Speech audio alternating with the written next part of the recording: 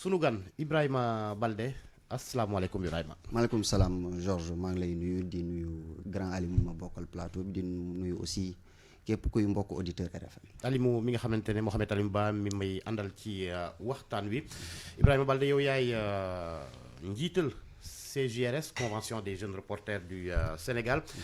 li waral ñu lay dalal tey mooy journée internationale journée mondiale de la liberté de la presse tey ñi nga xamante ne ñooy yëngu ci wàllum tasum xibaar di coordination des associations de presse di organiser ab sit-in ci kanamu maakaanu ministère de la culture et de la communication bu 10 heures jotee lay doon dana am itam ci gox-goxaan yi ci biir réew mi yëpp ci région yi laaj bi d'abord moo di 1er mai ci seen i jàmbat secrétaire général bu SYNPICS am na kaddu yi mu yëkkati ci kanamu njiitu réew mi ci jafe-jafe yi nga xamante ne taskatu xibaar yi ñu ngi koy dund njiitu réew mi ñaawlu ko ne dana ci ànd ak ñoom ci xeex ko est-ce que loolu déjà c'est une réponse à seen i jàmbat. di rafetlu kaddu yi nga xamante ne Bamba Kassé yëkkatiwaat na ko di yaakaar ni su amee oreille attentive auprès de l'autorité yaakaar naa ni am nañ ay jéego yoo xamante ne war nañ koo teg waaye ñun convention jeune reporter dañoo yaakaar ni boobu ba léegi ñu ngi waxtaanee li nga xamante ne moo di jafe-jafe yu presse bi waaye amul loo xamante ne lu dëgër la lu ñu mën a téye moo tax dañuy xoolandi rek di xaar fan la ni war nañ ci mu téegi ay gëtam waaye du ñu yem rek ci organiser sitting bi xam naa ci kanam dinañ ci ñëw am na yeneeni stratégie yoo xamante ne yaakaar naa ni suñ ko tegee dinañ mën a am ab métier wu taskatu xibaar boo xamante ne vraiment bu ñu ñeel la ci wàllum li nga xamante ne moo di liggéeykat yi. kon kaddu yooyu daanaka ay kaddu rek nga ko jàppee. déedéet mënul nekk ay kaddu kese parce que soo xoolee képp koo xamante ne tey ci réew mi am nga ay jafe-jafe bis bu président de la république ki nga xamante ne moom lañ dékk réew mi yëkkatee kaddu rek da di ay kaddu yoo xamante ne kaddu yu mën a dal xel la waaye ci loolee lañ wax ni du ay kaddu rek lañ war a mën a doyul daal maanaam doy waaye dinañ teg yeneen jéego pour mën a permettre président de la république pour mu gën a mën a jël yenn décisions yi parce que gis nañ ni effectivement Bamba Kassé wax na ay réformes te da di réforme yoo xamante ne tey wantam kenn waruta mën a naatable ci li nga xamante ne moo di wàllu métier taskatu xibaar fii ci Sénégal. ci wàllu réforme yi am na code de la presse bu bees boo xamante ni commencé nañ ko depuis très longtemps mais dafa am difficulté ci application bi léegi yegguwuñ ci complètement solo yow lan mooy blocage concrètement yow mi nekk acteur ci biir lan mooy blocage institutionnel lañ ko war a mën a wax parce que soo xoolee code bi depuis juin 2017 lañ ko voté mu war a am ay décret d'application naam sax président de la république bi ñuy dugg ci at bu bees bi jël na ay signé na ay décret wante décret yi ba léegi ñu ngi xaarandi ñu publier ko journal officiel parce que am nañ projet de décret yoo xamante ne gis nañ ko teg nañ ci suñuy gët suñu xoolee li nga xamante ne moo di wàllum obligation statut et obligation des entreprises de presse président de la république signé nañ ko wante suñ ko publier ca journal officiel bi muy document authentique su boobaa dinañ ci mën a àddu wante li ñu gis ci projet de décret bi maanaam ci lii di fonds d'appui au développement de la presse maanaam aide à la presse bu moderniser la rek parce que soo xoolee ci ñi nga xamante ne ñoo war a composer aide à la presse bi muy jëm ci kër taskatu xibaar yi presse bi dañ fa minoritaire soo xoolee ci conseil d'administration am na représentant du président de la république de la présidence de la république am na ñaari représentant bu ministère de la communication am na benn représentant bu ministère de la culture am na benn représentant de l'instance de régulation muy CNRA am na benn représentant presse bi ñaari représentant lañ am ci wàllu syndicat ak ñaari représentant ci wàllu patronat de presse donc 4 représentants lañ fa donc tey jot na ñu xool yan anam la ñu war a mën a xool saytu li nga xamante ne moo day conseil d'administration bu fonds d'appui aide à la presse pour décision yi nga xamante ne war nañ ko mën a jël yaakaar nañ ni dina mën a jëm ci presse beneen mbir bi nga xamante ne war nañ cee mën a àddu ci fonds d'appui boobule mooy aide à la presse gis nañ ni boobu ba léegi ñu ngi kaas nañ publier liste yi te xool nañ ci fonctionnement wu fonds d'appui au développement de la presse suñ ko xoolee ak ñi nga xamante ne entreprise de presse noonu la ñuy jëfee néew na ci ñi nga xamante ne ñoo nar a bénéficier wu ci aide à la presse parce que condition d'accès tar na tar boo xamante ne tey dina pousser ñi nga xamante ne ñoo di entreprise de presse yi ñu mën a respecter li nga xamante ne moo di convention collective respecter li nga xamante ne moo di cotisation sociale yi respecter sax yenn obligation fiscale yoo xamante ne peut-être ça nous concerne pas mais dina tax entreprise au moins am des permanents gis nañ entreprise de presse yoo xamante ne amuñu sax permanent bëriwuñ permanent donc su obligation yooyu noonu entreprise de presse yi respecté ko dinañ mën a bénéficier wu li nga xamante ne fonds d'appui ba ci ñun association yi war nañ mën a bénéficier ci fonds d'appui parce que gis nañ ni jafe-jafe presse bi boobu ba léegi ñu ngi koy waxtaanee wante ça ne repose sur aucune base scientifique dañuy wax jafe-jafe yi xamuñu ñaata journaliste ñoo nekk Sénégal xamuñu ñaata journaliste ñoo am contrat xamuñu ñaata journaliste peut-être ñooy bénéficier couverture maladie universelle xamuñu ñaata journaliste ñooy def stage xamuñu ñii ñooy def essai xamuñu ñii ñooy def apprenti xamuñu finalement da di loo xamante ne marché bu tas la. loolu fan la futa ci association de presse yi dinañ mën a taxaw ne fonds d'appui bi benn pàcc ci xaalis bi war nañ mën a def ab étude ab jàngat boo xamante ne dina tax tey ñu jébbal président de la république ak document pour mu mën a jël ay décisions yu kawe ci. mais est-ce que pëccëxoo boobu tamit du ci ñun. parce que lu ngay wax noonu yëpp marché bu tas quelque part aussi xëy na ñun ñoo organisé wul suñu profession ba ku nekk dugg ci. finalement ñu nekk dans cette situation. ñaari mbir la benn bi mooy bëgg lu yomb patron de presse yi nañ ko wax te dee dañoo bëgg lu yomb dañuy dem jël nit stage loo ko pendant 2 ans même su fekkee sa convention collective bi di mën na permettre. patron de presse mu stage loo nit pendant 2 ans mais mënul weesu 2 ans mais mënoo liggéey loo nit ki ay ati at signé loo ko contrat amul couverture maladie ba pare nga nar ko exploiter ñu nar a toog ci loolu wéyeen. lu tax ñu nangu loolu. mais loolu dafa am responsabilité individuelle beneen responsabilité bi mooy état muy régulateur muy xool nan la ñuy war a mën a respecter li nga xamante ne moo di convention collective bi ñu koy signé patron de presse kenn sexalu leen lem salaire de base bi. reporter bi nga xamante ne war na ko am muy 226 000 am na loo xamante ne tey war nañ ko mën a respecter te waxuñu sax journaliste yi da di gardien bi nga xamante ne taxaw na ci buntu bi di assurer sécurité bërëbu liggéeyukaay da di technicien de surveillance bi donc convention collective bi ñoo ñëpp la ëmb benn ñaareel bi moom mooy gis nga nit ki da ngay am sa fullaay bopp loolu aussi tamit nañ ko wax de des manque de solidarité bi ci presse bi tey war na jot na ñu toog waxtaanee li nga xamante ne moo di jafe-jafe yi boobu ba léegi waa Futurs Médias dañuy wax seen jafe-jafe taxaw jéem a gérer seen problème yi seen ci biir kër yi mais am nañ section SYNPICS mais est-ce que yeneen organe de presse yi am nañ section SYNPICS donc jot na ñu installer fépp foo xamante ne organe de presse nga taskatu métier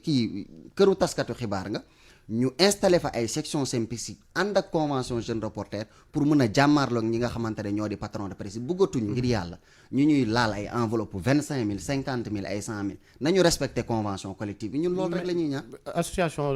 du ma sax association ñi nga xamante ne ñoo di patron de presse yi donte sax solidarité baax na yéen da ngeen di ànd ak ñoom ci yenn xeex yi ba teggi di fii sax moom mooy coordination des associations de presse mais est-ce que li waral lii yëpp du ni ngeen di ànd ak ñoom ci yenn xeex yi bañ xeexal seen bopp ci yenn anam yi. non ñun du ñu def politique de chaise vide maanaam du ñu ñëw ne du ñu ànd ak patron de presse. mais est-ce que bokk ngeen yitte suñu mujj c'est ça fan la ñuy mujjee toogaat sur autour de la table waxtaanaat mais dafa am légèreté institutionnelle bi nga xamante ne association de presse yi défendre journalistes yi métier taskatu xibaar yi dafa am benn légèreté. patron de presse yi suñu demee bay xool. bind ab téere jël ay expert pour ñu xool yan perte lañ am ci wàllu Covid ñun journalistes yi lu tax waruñu mën a dajaloo xool ñan ñoo am contrat ñan ñoo amul contrat xeex bi il faudrait que mu am benn démarche scientifique. mais loolu lan moo ko manqué loolu c'est-à-dire c'est le syndicat qui ne fait pas son travail wala lan question d'orientation la parce que du ma wax ni Bamba Kassé deful liggéeyam Bamba Kassé du nelaw ndax taskatu xibaar yi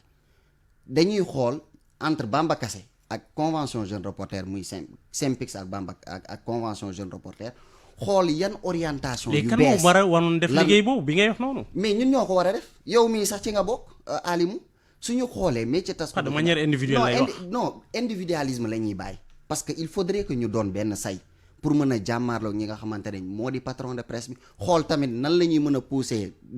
nguur gi muy régulateur pour ñu mën a au moins respecter patron de presse respecter convention collective. même su fekkee convention bi looloo tax nag man nee la est-ce que syndicat bi ak yéen par exemple convention des jeunes reporters donte sax doo leen ab syndicat est-ce que jotut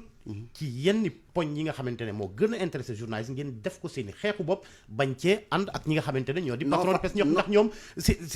seen investissement rek la ñuy lijjanti. waa dëgg la parce que soo xoolee Georges dañoo ne organiser sitting yi responsable yëpp a ngi fay patron de presse yi am na li leen yëkkati am na ñoo xamante ne loi sur la publicité moo leen yëkkati parce que gis nañ ni manne financière recette publicitaire bi muy dugg demul ca na mu waree ci entreprise privée ñoom looloo leen yëkk am na ñoo xamante ne loi sur la ARCA la xool nan la ñuy gën a mën a jëmmalee CNRA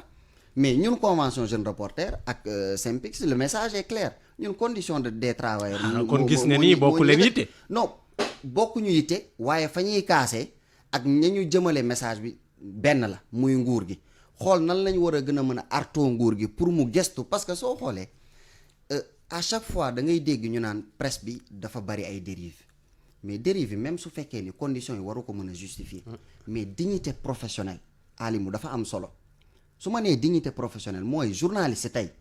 ñi ci bari laa la wax de amul ku ciy toog di waxtaanee salaire ñun en tout cas entre jeunes reporters c'est très rare de voir des journalistes ñuy toog di waxtaanee seen salaire maanaam ñàkk respecté wala ñàkk doyadal bi ñu ñàkk doyadal ñi nga xamante ne ñooy def majeure partie liggéey bi ci rédaction bi da di loo xamante ne tey dafa war a jeex. te pour mu jeex il faudrait que tamit ñu am benn démarche scientifique. Ibrahima Baldé au-delà de la vision pour ngeen mën a jàmmarlu ak ñooñu parce que bokku leen yitte comme on l'a dit tout à l'heure est-ce que quelque part aussi du parce que peut-être vous ne vous êtes pas assez défendu comme ni ñu koy waxee ni ngeen wone yéen tamit seen passe-passe ci wàllu woowule surtout ci wàllu formation parce que foofu la ñuy wax. ñu ne bon dérive yi bon xëy na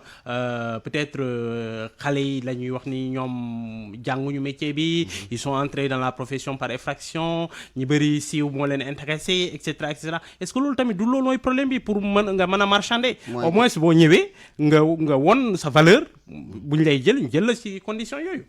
est-ce que du loolooy problème bi tamit su ñu waxee wàllu déjà wàllu assainissement code de la presse bi tontu na ci mettre nañ sur pied benn commission code de la presse bi xool tey ñan ñoo war a mën a nekk journaliste ñan ñoo warut a mën a nekk journaliste même su fekkee ni biir disposition code bi am na ay ndig sërëx yoo xamante ne def nañ ko maanaam li ñuy tuddee disposition transitoire parce que suñu nee est journaliste quelqu'un koo xamante ne jaaree na ci école de formation def ñetti at de formation su fekkee koo xamante ne amul diplôme journalisme mu am diplôme de licence ak 2 ans d'expérience professionnelle jaar commission de validation donc loolu rek ab réponse la ci li nga xamante ne jafe-jafe bi nga xamante ne yaa ngi koy wax mais beneen mbir bi muy reconnaissance des écoles de formation code de la presse bi dafa wax reconnaissance rek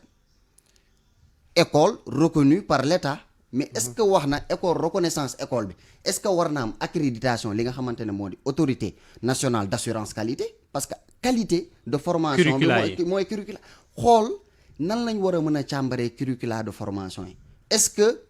CESTI bi nga xamante ne moo di école de référence ndax mu ngi respecté même su fekkee am na accréditation exemple laa joxe parce que moom mooy école de référence de journalisme bugguma citer yeneen écoles yi mais est-ce que école de journalisme yépp réunir nañ conditions yi nga xamante ne dina mën a tax ñu am formation de qualité donc loolu da di faiblesse boo xamante ne code bi am na ko te yaakaar naa ni ci jëmmi jamono war nañ mën a xool ñan ñoo war a am école ak ñan ñoo warut a am école parce que métier taskatu xibaar alimu dafa sensible boo xamante ne yenn saa yi dañ naan taskatu xibaar bi sax day taxawee taxawaayu yonante parce que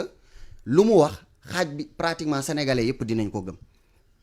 90% dinañ ko gëm donc tey jot na ñu au moins non seulement renforcer li nga xamante ne moo di formation ñun moom mooy suñu yitte convention jeune reporter ñu ngi maye ay bourses ay ISEC suñu école partenaire la ISIC suñu école partenaire la woon joxe des bourses ñoo xamante ne tey ñu ngi ci rédaction yi jotuñu def formation. changé wul lu bëri ba ci wàllu formation bi léegi parce que. ba léegi niveau bi ne bon xëy na quand même yaa. xaaral ma wax la lu tax ma ne la changé na lu bëri soo xoolee correspondant régionaux yi xaaj bi yëpp ay enseignants lañu woon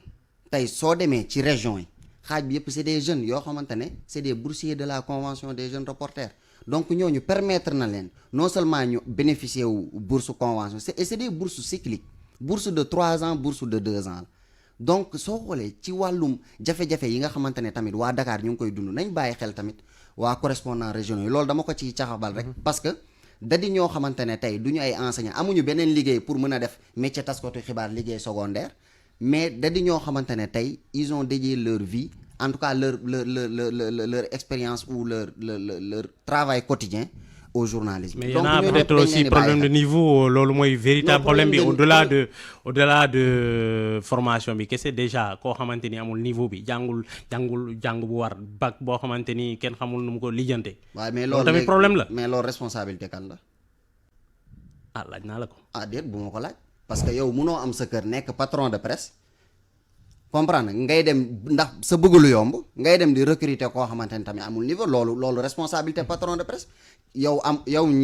mii Alimu tey soo amuloon niveau Youssou Ndour du la bàyyi wala Alassane sa directeur du la bàyyi nga nekk ci micro bii di wax loolu aussi tamit nañ ko wax te de responsabilité patron de presse su fekkee ni yow nangu nga recruter Georges Déthié Diop mi amul niveau nga koy fay 50 000 au lieu que nga recruter Alimou Ba di koy fay li nga xamante ne convention collective bi loolu responsabilité wu kan la du responsabilité wu jeune reporter ni syndicat responsabilité patron de presse yi la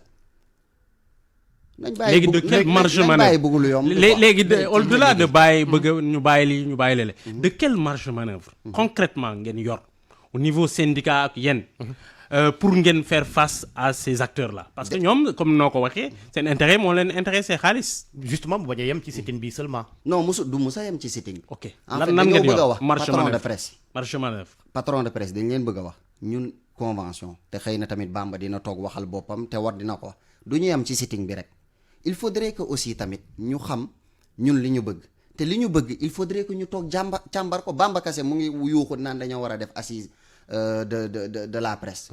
wax na des réformes en profondeur donc yooyu yëpp da di jéego yoo xamante ne incha allahu rabbi dinañ ko teg ñu xool fan la ñu war a mën a teg suñu tànk parce que wax ay jafe-jafe rek tamit yow mën a de waaye nan la ñuy war a mën a indee ay saafara ci jafe-jafe mais justement on vous attend sur ça parce que le constat a été fait nit ñi xam nañ problème yi léegi quelles sont les stratégies waaw non xam nga nag Alimu du ma ñëw fii di wax stratégie wu convention xam naa ni patron de presse yi ba ci patron de presse Samba Alaar yi nga xamante ne ñu ngi recruter ñeneen te alors que ñu ngi amel seen journaliste yi ay salaire ak doo leen syndicat liggéeyu syndicat bi dal na seen xelam waaw Bamba Kassé liggéey syndicat bi du dal musul dal xel du gaaw a dal xel tant que nit ñi ñu ngi nekk ci ay jafe-jafe liggéey syndicat du yomb moo tax Bamba yenn saa yi sax dama koy yërëm loolu laa koy wax. jërëjëf Ibrahima Baldé président convention des jeunes reporters du Sénégal sitting bi. waaw incha allahu rabbi di woo ñëpp ministère de la communication fii ci Ndakaaru bu 10h jotee ci kanamu yenn gouvernance région yi jërëjëf Mohamed Alimou Ba mi ma àndaloon ci waxtaan wi nuyu Astou Mbène Thioub ak ñemu àndal ca TFM ñu yendook jàmm